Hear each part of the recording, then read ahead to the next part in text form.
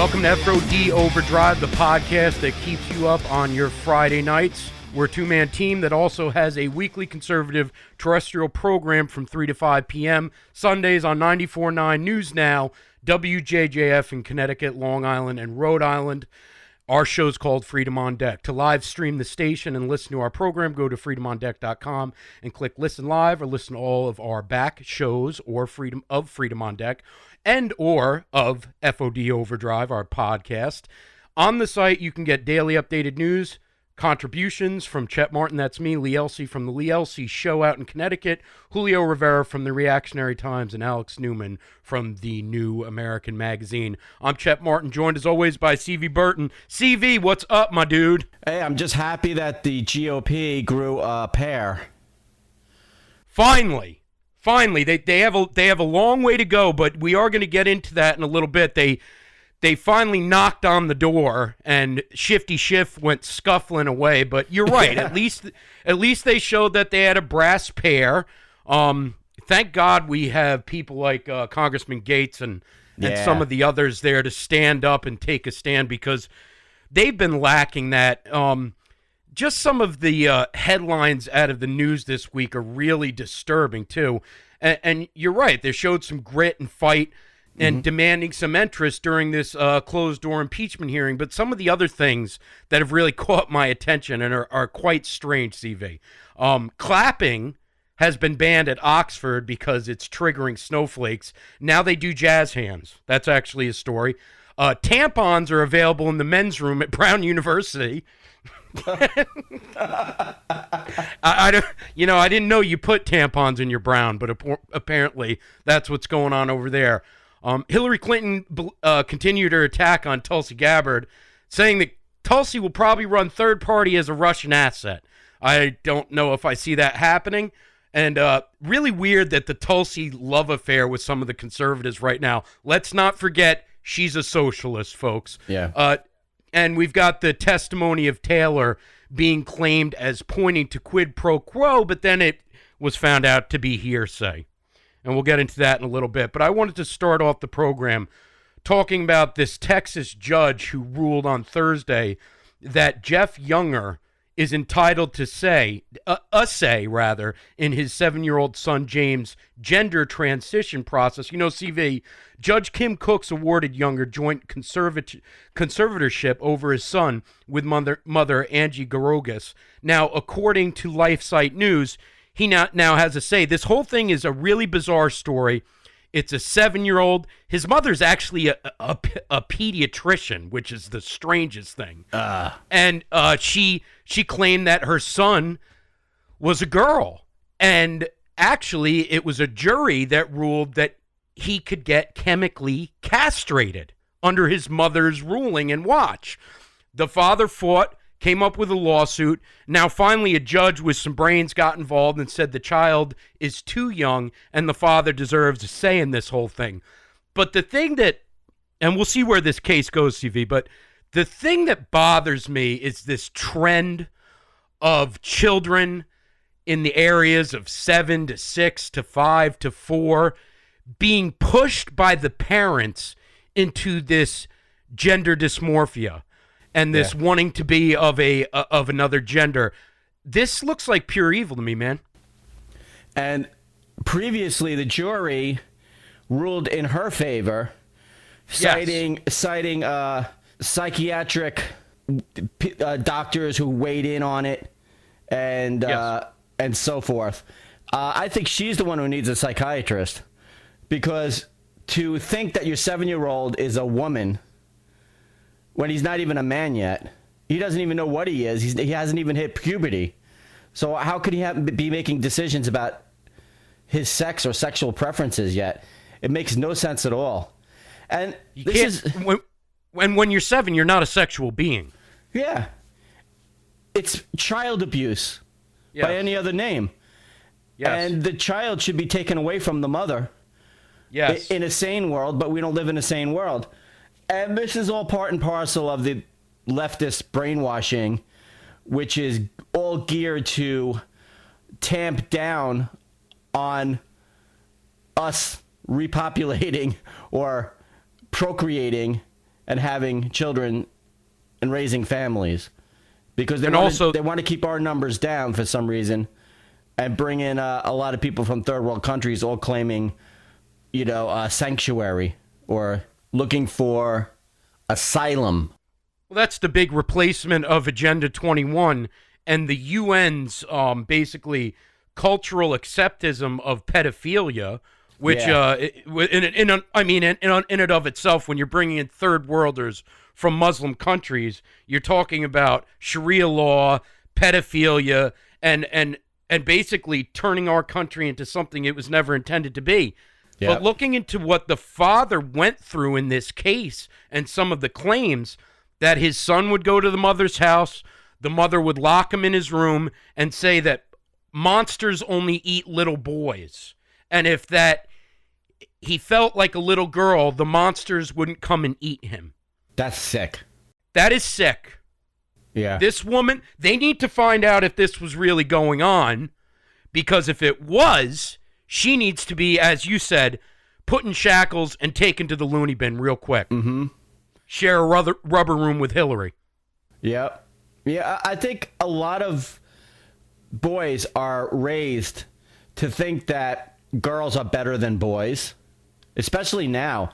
But I remember when I was a kid, I had that impression that women were better than men or girls were better than boys. And, growing up, when I reached that awkward age of being a teenager, I was scared of women. I was afraid to ask them out. So it took me a long time to grow out of that irrational fear. But when you're watching superhero movies where the woman is kicking more ass than the men, and they certainly look pleasing to look at, so that's another advantage that they have over men. So I knew right away I was straight when I saw Julie Newmar as the Catwoman and Barbara Eden as Jeannie. I was like, whoa.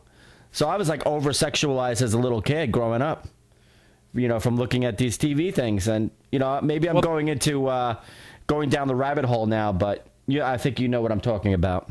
Yeah, but, when I grew up, it was a different time. You were in the 70s, I was in the late 80s, early 90s. Yeah. We're 10 years apart, but, really the feminist, wave had gotten bigger at that point. In the universities, it was out of control. But that really started in the 60s, and it really was weaponized by the left and the communists, of course. And we're not going to get into all that. But that is in part and parcel a problem with what's going on with our children right now. And they're being hurt. And it's not okay to tell a 7-year-old child that it's not acceptable to be a boy. And that's what, if this woman was doing what he claims that she had been doing to push him towards the gender dysmorphia type of thinking, then that's criminal. Yeah. And we have to start treating it like that. I think that there's a lot of women that get away with this stuff, and a lot of men. You see a lot of and I don't mean to say it, they're good people. There's nothing wrong with it. But these gay parents that want their children to be gay. Yeah. And that's strange. Too radicalized. Yeah. That's warped. It's not saying that there's something wrong with homosexuality. I mean, if you're a Bible believer, you think that there is something wrong with it because the Bible does condemn it. But then they'll say, well, it's the act that they're condemning. If it's in your mind, then it's okay, or whatever they say. Right. Right. No, of course we're not. The point is that today they're trying to. They have this expression called toxic masculinity, and Andrea Kay's producer. DJ Carrot Stick says that when he was in school, he had to take a class on not being too masculine, or or getting rid of your masculinity, or something like that. How to be a pussy. How to be feminized when you're a man, and that explains a lot, because I don't know. I definitely see a lot of men coming from California that don't like to be too opinionated, because then you're a know-it-all, and or voice your opinions too loud, or be a little boisterous like we are. You know, we over here at Freedom on Deck, we're pretty rough around the edges. But in California, they're a little bit more polished. You know what I'm saying? Taking the masculinity out of the man. Yeah. Deballing them in a way. Yeah, that's what I was going to say, but I didn't want to say balls. That's all right. This is the podcast. We can say balls. All right. Listen, folks. Are you getting frustrated with the trusted conservative sites and magazines turning left? Do you really want to read Bill Kristol in the National Review? Is the Weekly Standard supporting our president enough? I don't think so. Instead, go to thenewamerican.com and get your subscription. It's worth it.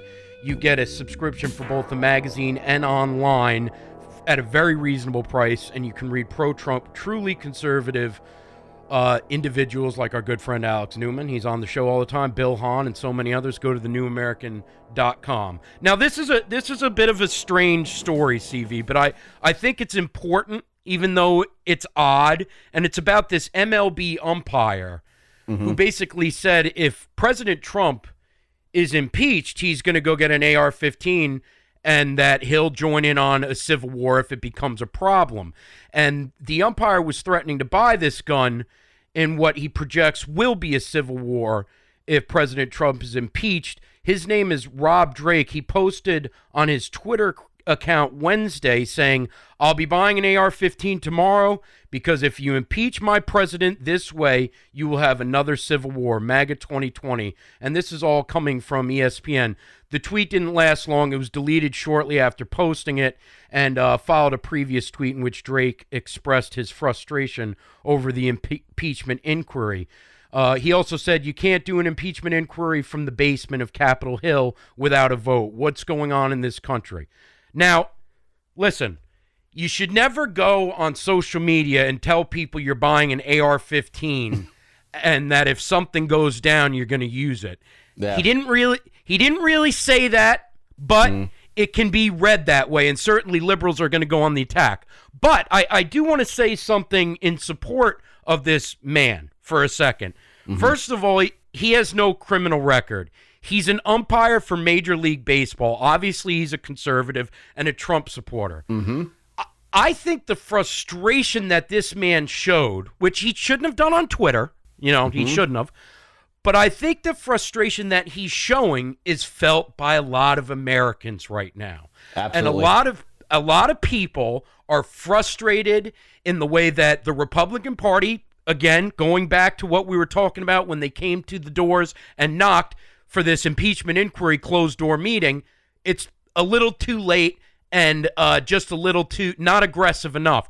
And what the people that have supported this president want is the backing of our elected president, duly elected president. And we haven't seen that. So the frustration level grows to a point where the left-stream media keeps beating us over the head, CV, and we feel we don't have a voice. I agree with the sentiment in the tweet.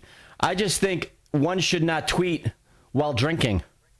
Because that's true. He obviously lost some inhibitions there by some means, by some liquid means. I'm not defending what he tweeted. Don't get me wrong. I'm not. But I think there are times where I've sat there and I've said, "God damn it, I want this to end." And it's a slow drip. Are they really going to vote on this thing? Now they're saying they'll vote on it before Thanksgiving because the Republicans push the issue. But are they really going to do that? Or is there going to be another block put in the way, another mountain that we can't climb, and they're just going to let it slow drip until 2020? Well, first thing I want to get out of the way is that the Umpires Association backed him up.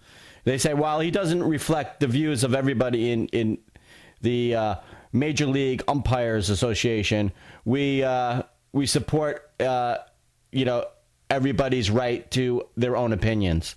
So they're not they didn't really condemn him, and I get the feeling that the Umpires Association are a little bit right leaning in themselves. They just don't want to be so brazen about it. But I was gonna post or say on the air here that there should be a major march on Washington, spearheaded by the Bikers for Trump, because they're the most intimidating face of the Trump supporting movement, the America First movement. And I was going to say, let's march, millions of people on Washington and show support for Trump and to stop this fiasco. And I was just about to do it, and then I heard that the GOP stormed Shifty Schiff's Star Chambers, the skiff they called it. The skiff. It's a totally illegal skiff where there's no law that supports what they're doing in there. So the GOP knew that, so they said, "Oh yeah, let's see what you do. Call the authorities. You can't have us arrest us on what grounds? You never took a vote. This is not a real impeachment investigation, and we have every right to be here. We represent millions of people." And they developed, they gathered up a pretty good crowd. It wasn't just, it wasn't just Jordan, what's his name, and Matt Gaetz. And Matt Gaetz. It wasn't just like, the 3 or 4 that you always see on TV. There was a whole crowd of them. And I saw it. Yeah, they busted in there, man. And Schiff ran away with the witness. With his tail between his legs, and the witness that, again, they were putting out, they're having this hearing testimony that's basically hearsay, and Schiff has to be leaking the information to the media. Absolutely. How do we always allow this guy to constantly play the media like he does, although they play into his hands? Yeah. How the hell is this guy conducting on this on the council, and he's the chairman? How? I don't get it. He's so brazen because he sees the example led by Comey, who also leaked illegally and didn't even get a slap on the wrist. He didn't even get a slap on the wrist. They didn't right to his buddy, right to his buddy in the New York Times. Yeah, so they're brazen, they're emboldened. Nothing's going to happen to them, and they have the entire left-wing propaganda media in their back pockets. So everything they do is golden, and everything a conservative patriot does is evil. And it's a civil war. We're in a civil war. There's no doubt about it. This is what a civil war looks like in 2019. It's not going to look like it did in the mid 1800s. It's not like brother against brother. Shooting muskets at each other. It's all high tech now. Yeah, and you have the bad actors, and you have, I saw it a few days ago where 2 of the, I'm not sure of their names, I don't have it, but they were with the Proud Boys, and they were convicted on some attack that happened with Antifa, right? And the prosecutor said, well, if we knew who the Antifa members were, they would get prosecuted too. They knew who they were. I know that. And, it's insane to me that you have this happening and the left is so heavily padded against any kind of political backlash or any kind of jurisdiction against them that they just feel that they can get away with anything, man. Yeah, that judge is trying to send the message to Trump supporters saying, don't even defend yourself. If you get attacked like they were attacked. They were the ones who were ambushed. And they got 4 years in jail each. And that's outrageous. And I hope Trump pardons them. But they're trying to send the message saying that if you get attacked by Antifa or anybody on the left, you just have to sit there like George W. Bush and take it and not even say a word back. Yeah, I know. Unfortunately, I don't think Trump will pardon anyone in the Proud Boys because he just won't. It won't look good politically. I understand why he should, but I don't think he will. I think that's why they got 4 years, because at the end of 4 years, Trump is leaving office. And then he could do it when he's leaving. He wouldn't have to, because for 4 years will be up. So maybe that's why they got 4 years. Yeah, but politically, it's still, they're going to tell him not to do it. He'll do what he wants. Obama pardoned like every horrible, evil miscreant that you could think of. Oh, I know. And you didn't care about how that looked. And Clinton did it too. That's true. After he stole the furniture and the dishes and things. Well, I think, I don't know. I don't know whether he'll go for that. But anyway, it just, I thought that the story was important because I think it shows the desperation right now of the American patriot and what they're seeing happening to the president that they elected, and I think it's frustrating. So right, if you get pushed by Antifa or spit in the face by Antifa, please, by all means, punch them in the face and please video it so that I can appreciate it. Knock them the fuck out. Yeah. All right, listen. The John Birch Society helped America elect President Reagan in 1980 and President Trump in 2016. They've rallied the conservative base for over 50 years. Go to jbs.org and join up and receive a good conservative group behind you. JBS has affiliates like the New American, American Opinion Foundation, Freedom Project Media, and Freedom Project Academy. Print membership is only $87 and digital membership is only $47. So go and sign up and you get some good newsletters.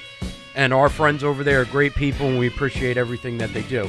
Now, I wanted to talk about this big hullabaloo when President Trump sent out a tweet where he said lynching, that they are after him and this is a lynching against him, which I totally agree with him. And it's interesting, CV.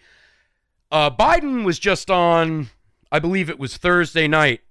I don't know who he was doing the interview with. I believe it was ABC. And he said that President Trump used it as a dog whistle. Now, what we found out was that several House Democrats were outed for using the term lynching to describe former President Bill Clinton's impeachment after President Trump was blasted for doing the same. And one of them is Joe Biden. Yeah.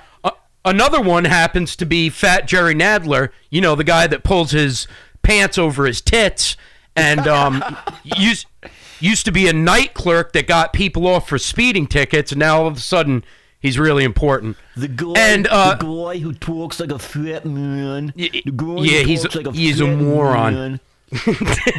and then it was also used by Democrats in the hearings about Benghazi, and also was used by then Secretary of State Hillary Clinton. So what we're seeing here is if it's good for the goose, it's not good for the gander. When the Democrats used it, it was okay. And even Cory Booker has recently used the terminology. And this goes back to what you're saying, CV. And I said this with Lee Elsey when I called on Wednesday. It's these unwritten rules that the Democrats have that they sit on, and it doesn't matter. They knew when President Trump tweeted lynching, he was probably trying to get a reaction and knew what he was doing, but they were still going to play it because they knew that anything that comes towards them bounces off and sticks to him. Yeah. But I think the most important thing that we can get out of this whole thing is that these unwritten rules shouldn't exist. They shouldn't. Unless the guy's saying go out and lynch somebody, using the terminology of lynching, first of all, it doesn't even mean to hang somebody. Look up what the definition is. Yeah. It's basically when you're prosecuted for a crime without any evidence, and it's mob rule, and they come out and basically hang you up. And, with the Democrats using it the way they used it and the way President Trump used it the way he used it, they used it in the same fucking way. Yeah. If anybody hasn't read 1984 by George Orwell yet, you should definitely read it. It's a short book. It's fascinating, and you'll see that the times we're living in now is actually worse than the dystopian society described in the book. But in one section of the book, it says that nothing is technically illegal on paper, yet everything is pretty much illegal. You can't even write a diary or have your own thoughts, and the TV is spying on you. They're looking at you through the TV. Meanwhile, our TV spy on us. I mean, our phones spy on us. Everything spies on us. So it's worse now. And you hit on a sore topic with me because I hate the unwritten laws that the left use to beat patriots over the head with. You can't say lynching. You can't say monkey when you're in the same sentence with somebody like Valerie Jarrett, who nobody knew before had a black ancestor, but all of a sudden now she's part black, and now you said something racist when you didn't even intend it was to be racist. You know, with Roseanne's, just so everybody listening, Roseanne had put out a tweet that said she's a cross between ISIS. A cross between the Muslim Brotherhood and Planet of the Apes, and what she meant was the features on Valerie Jarrett she does look like that woman from Planet of the Apes. But CV, you're right. A lot of people thought she was Middle Eastern, and I think she is, but she has black in her as well. But most Middle Easterns are whiter than I am. It's just you know what's really sad about it with that case with Roseanne, and by the way, she's on tour with Andrew Dice Clay right now, which has to be interesting. The sad part about what happened with Roseanne is she wasn't able to say, I'm sorry, and have her apology accepted. Everyone from her show attacked her, the network attacked her, the Democrats attacked her, even some of the wishy-washy Republicans attacked her. And you know why it was? It's not because of the tweet she put out, it's because she supports President Trump. We have leftist Hollywooders that call for the death of the president. We've got that schmuck that died, Fonda, Peter, who said that Barron Trump should be put in a cage with pedophiles, and all these whacked out things. Kathy Griffin holding a severed head of President Trump. All these different examples I can give you, and I could give you a lot. I can give you a lot more. Forgiven, they all get forgiven, but do they even ever get chastised? Yeah. No, they don't. I fully embrace Roseanne Barr. If she was here, I'd give her a hug. But she's the furthest thing from a racist that there is. So her big crime really was that she's a Trump supporter. And so they were out to get her. And another thing, it just shows you how much power Valerie Jarrett has. You know, she's You know, she's one of the two heads of the supreme leader beast. Well, she's living with them, right? The deep state. You know, she lives with them right now in that place that they bought in Washington, right? Yeah. She lives with Barack and Michael. I think that. I think she even shares. And I do mean Michael. I think she shares the same bed. Yeah, she probably does. Well, it's two dudes and a lady then. But another thing I want to say, you know, right. That's right. It's MFM, not Big Mike, MFF or whatever you call it. But the thing is, Bill Clinton was called the first black president. So when they were all saying this is a lynching, I hated that. I know. I don't understand that. But when they all said this is a lynching, when they were trying to impeach Bill Clinton. Now, I wish they would have impeached him on bigger, real crimes, not just lying about sex, because the Clintons were guilty of a lot of crimes. Oh, but yeah. They couldn't sink their teeth into anything more substantial than he lied about sex. I thought that was ridiculous, to be honest. But anyway, since he was the first black president, whatever that means, it's okay to say that the prosecution of him was a lynching.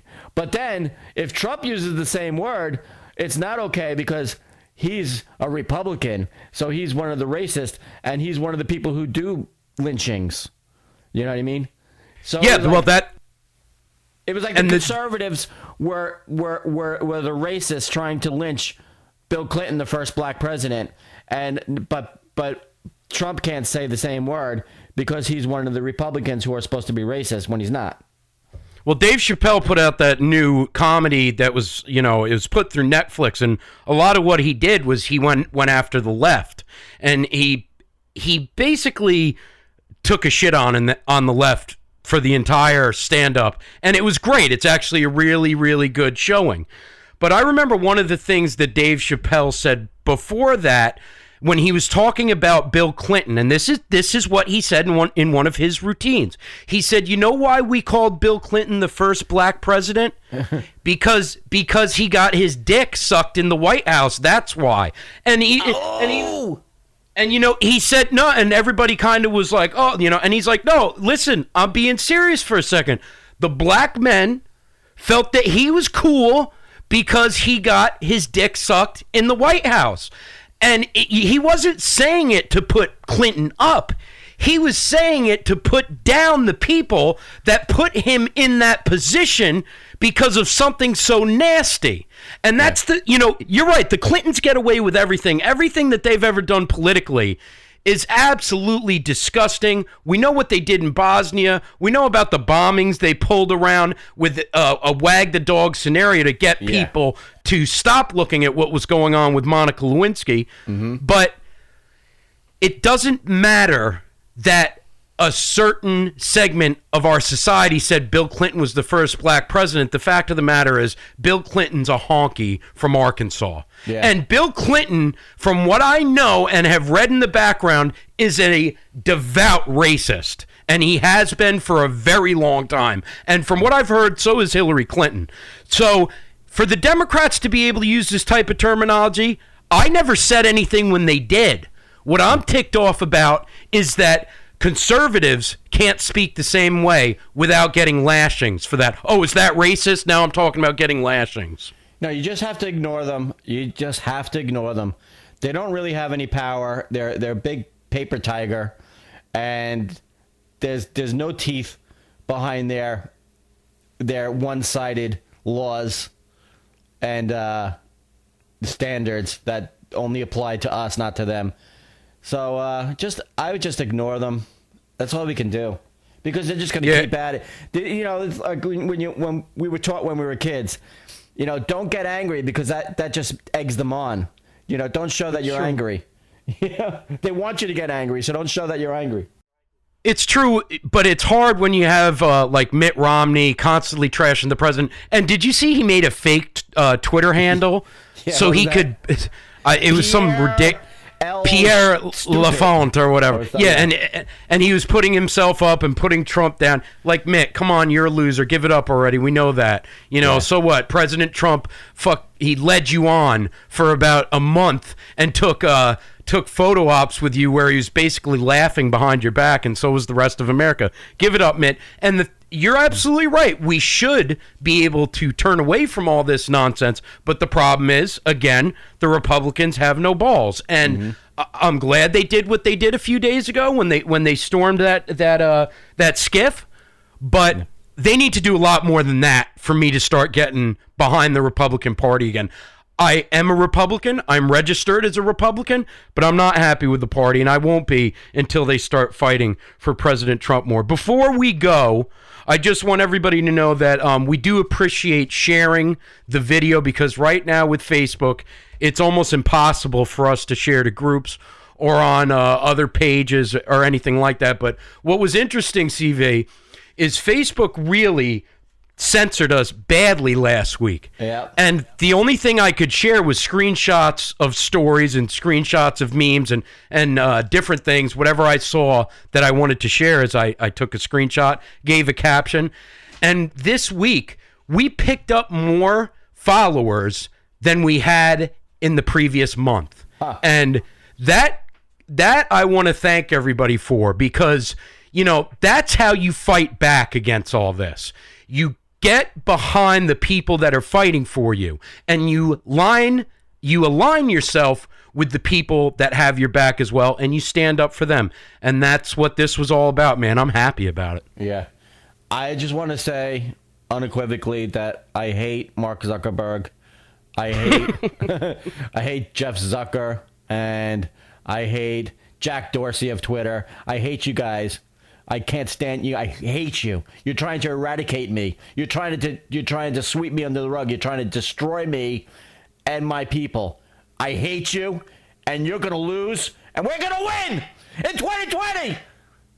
Absolutely. And before we go, CV, I just wanted to ask you, did you see Zuckerberg got a little taste of his own medicine when he was testifying? And Al Green, do you have any people of color in these big company? And he's just like, look, and then he starts talking about the LGBTQ plus and this, and Zuckerberg actually sat there, and you could see him you could see that he actually was saying to himself, "Oh my God, they really are this bad." Well, Zuckerberg, they are that bad, and we are that good, and we're not going anywhere. And we just want everybody to show some support. Please share the video, like our page, Freedom on Deck on Facebook, and don't forget, if you want to listen to the Sunday show, it's on 94.9. That's 949newsnow.com, or you can listen live on freedomondeck.com, and that's 3 p.m. Eastern time from 3 to 5. We got a bunch of good guests coming up on Sunday,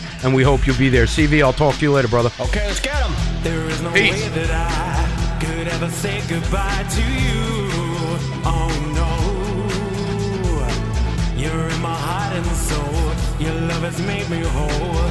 Don't ever turn away from me.